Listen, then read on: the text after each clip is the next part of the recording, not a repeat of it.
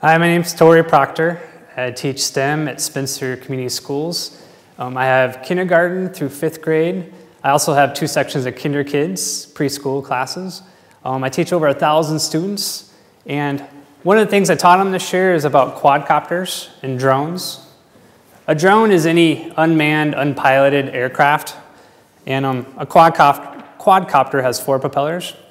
And all my kindergarten through 5th graders know what drones are and what quadcopters are. They've seen plenty of amazing YouTube videos, and I've also given them some flying tips on how to fly one. The 5th graders this year, all 150 of them, got to actually fly a quadcopter. So all of them have got them up in the air and moving around, and we crashed all over the place with them. So I'm going to talk to you a little bit about this nano quadcopter. The reason I use a nano quadcopter is because it's winter time, and we want to fly indoors. And this is really great for flying and maneuvering in and out of furniture. So force equals mass times acceleration. I don't want kids to get hit by a big quadcopter, so this one's really light and it bounces right off of you. So this is a nano quadcopter. This one costs about 30 bucks. I got it online. They have another one, a different model, different make. That's about 20 bucks. Sorry, I don't have one to show you today, but I'll talk to you a little bit about the quadcopter and give you some flying tips. This charges with the USB. Plug it right into your computer, and it takes about 20-30 minutes to charge. Its flight time is about 7 minutes. And I'll go ahead and turn it on. The front of the quadcopter is the blue lights, and the back is the red. Right now it's flashing. It's looking to be paired with the remote. And now it's paired. One of the crazy things about this technology is that when I give it power, well, all propellers are spinning, but when I tilt it, it wants to self-balance by itself. So these 2 propellers cut out, so it levels. So it's a self-leveling robot, which is amazing. I had no idea that it would do that. So it comes with this remote, and sadly, this remote doesn't allow it to do flips and rolls. So I upgraded and got this remote. So we can do flips and rolls. This has some other modifications. It doesn't come with blade guards, so I had to purchase blade guards for it. Depending on where you find them, they could be $5 or 15 bucks. And then over this last weekend, I've added another modification. They land pretty hard when kids are flying them. They don't know how to do a soft landing. I try to tell them when you do a landing, keep the propellers going while you land. And some of them cut the power from way up here, and it drops like a rock on our tables in our classrooms. And that really hurts them over the long run. So this modification that I've added is a soft feet for it, and it's a Nerf bullet to like a Nerf gun. And I just cut the bullets up. So this one's really made for teaching because it has blade guards on it. It's really small, and it's got the soft feet. And this adds weight to it, both of the modifications, which is good because they move pretty quick. So this slows it down a little bit and helps the kids control it. I'm going to go ahead and talk to you a little bit about the terminology. This is pitch forward and pitch backwards. And then we have our roll. And then this is called yaw when it spins clockwise or counterclockwise, and that's spelled Y-A-W.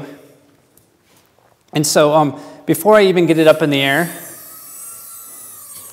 it wants to go to the right, so I have to do some minor adjustments. So I can adjust the trim. I can click over here to the left a couple times.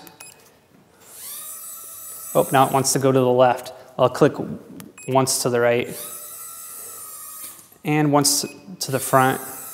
That's probably the best that I'm going to get it. This is not a $1,000 quadcopter. It's not going to level perfectly. So before I even had the kids get them up in the air, we spend one day where we're flying them just on the tabletop. We don't even get up in the air the first lesson. So I teach them that only give enough throttle to get the propellers going, and then they have to do tilt forward, tilt backward, and then roll left and roll right. And then also yaw on the table. And because of the feet on here, the feet are kind of making it stick to the cloth table. We don't have cloth tables but when we're working on it. The reason I have them do that instead of getting up in the air is because, from my experience, the first thing I did when I had my quadcopter is it shot up like a rocket and hit the ceiling in my house and broke the propeller off. And then I thought, traditionally when you learn, well, especially kids these days, and also this is what I teach them, push all the buttons, figure how things work out. This is a little different. I thought, well, I'll get it up in the air and I'll just figure it out. Well, the problem with that is that you're damaging your quadcopter in the process. And this is before I had blade guards and before I had soft feet on it. And so that's why we do these tabletop maneuvers first, so we can control our throttle and how it steers, and then we're more prepared to get it up in the air and then do the experiments. And yeah, we're still going to crash. So this is yaw up in the air. This is called a toss launch. You toss it from your hand. And before I get out the quadcopter and do all this, we watch like 35 minutes of amazing quadcopter videos. So they're already jacked up on quadcopters. And then when you get to this point, they see it in person and they're even more excited and they want to know where they can get one. And I tell them get blade guards because I want them to be safe. So I'm going to go ahead and show you a couple things with this one. Well, you can make it look like it's going to crash, and sometimes it does when I do this trick. Whoops. A big circle is another trick you can do. I don't know if the camera's going to catch this. We'll try here. Might be too big of a circle. Yeah. Now, I'm going to go ahead and switch remotes. And this is the more powerful remote. Before, with this remote, when I did pitch, it would pitch forward. Now with this remote, when I do pitch, the thing almost cranks vertically, almost sideways. It's really aggressive. You're going to see it moving faster. I do not have the kids, since they're beginners, I do not have them use this remote. We're already going all over the place. Okay, so you'll see the difference in the yaw. Oh, I'm not in expert mode, so it's not faster yet. To get into expert mode, you click in on this. Oh. You might have to edit that one out or keep it in. We don't edit here. So you click in, and it will link up. It's being stubborn.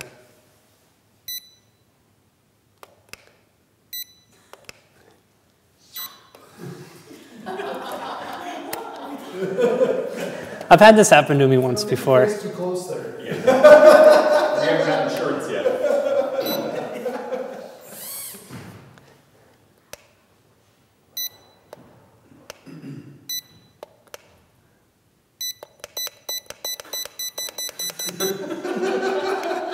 No. Reboot. Really, it worked.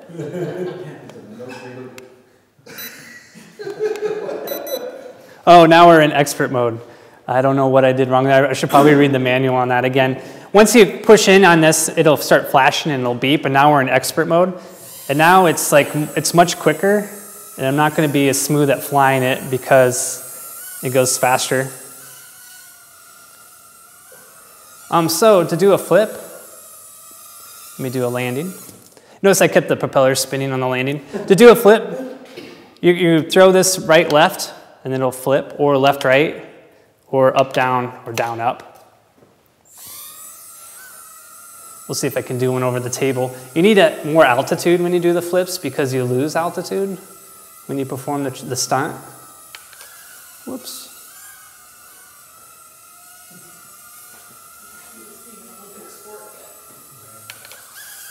There we go. Yeah, lots of altitude loss. There's a right roll, a left roll, a back flip. I haven't hit any kids. And I do a flyover. I want them to feel this too. And so when it flies over, their hair is blowing around. And they've been good about not sticking their hand out, which I really appreciate when that's going on. And my joke is I do tell them that I'm trying to hit them, but I keep missing. So Honestly, I get this out about every 2 days and play with it around the house.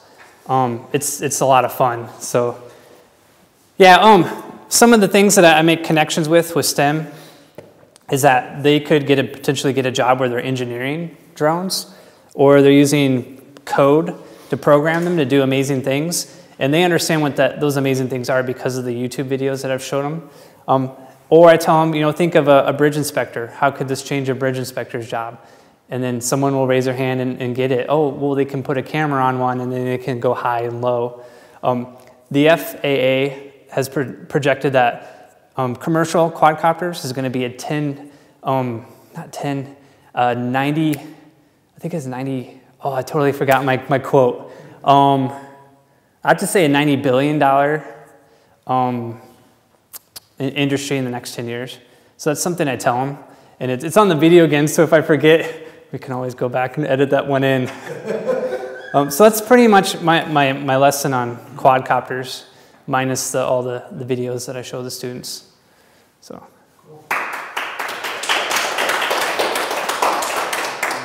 Okay, so another thing I wanted to share with you today is this line following robot. It's called Ozobot. And I'm having the older students, my 4th and 5th graders, use this. And all the kids have learned the ABCs of robotics. D is for drone, L is for line following robot. And I thought how amazing would it be to have them actually work with one and not just watch a video of one. So this one charges with a USB. And there's a little button on the side, and you click on the button, and it takes off. We need a line for it to follow. Before I give it a line to follow, I do have to calibrate it to the light inside of this room to help the sensors. And so what you do is you hold it until it flashes white, and it's going to calibrate. If it flashes green, it's good to go. If it flashes red, we're in trouble. It probably needs charging. So with this one, you have to make wide lines.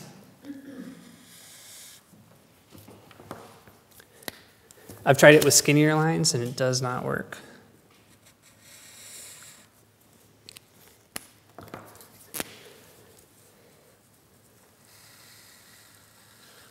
And the 4 colors that it uses is red, green, blue, and black.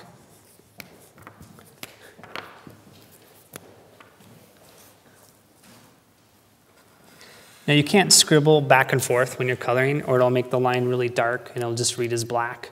So it'll go ahead and follow these lines. And the LED will change when it crosses over green, red, and blue. And that's a pretty amazing trick that it can do that. But where it has lots and lots of power is that you can program it. It has over 29 different codes, OZO codes, that you can use. So if you wanted to do a special move, you can program it with a few colored dots.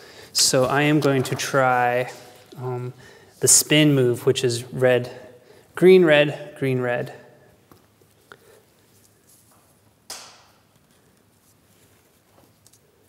Or red, green, red, green. It'll work as a tornado or a spin, depending on which direction that you're going.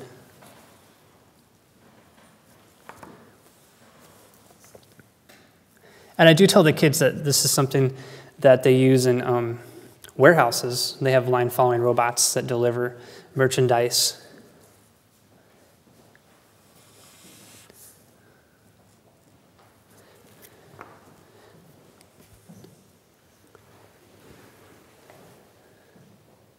So this is a tornado. It turns blue and spins twice. Now the cool thing with this code, that's red, green, red, green. Now the opposite starts with green. This is the spin, this other move. Whoops, it didn't take. And sometimes I might need to fix my code. Oh, it took that. Oh. We'll try another trick. I know green, red, green is jump line, and I can see why it thought that. You can actually add this program to leave the line, and I'll do that intentionally this time. There's jump left and jump right. I'm going to have it jump right, so I need to do red, green, red. And I might be making the lines too wide. The kids do have to problem solve when things don't work perfectly. It's typically, this has been a pretty dependable robot. So if it's not working, we need to recalibrate or we need to draw our line differently. So that was jump right and it did work. So it actually left that line and joined that other line. And now it's jumping back and forth. So yeah, that's all done with code. And I teach the kids that coding is a superpower. They can program robots, they can build websites, they can program and code Christmas lights. They can make video games, they can make apps, and so on. I'm really pitching that idea to them that they can do amazing things with code. And they're learning, all of them are learning code this year, preschool through 5th grade with me. So that's it. Cool. Thanks a lot. Thank you. Yeah.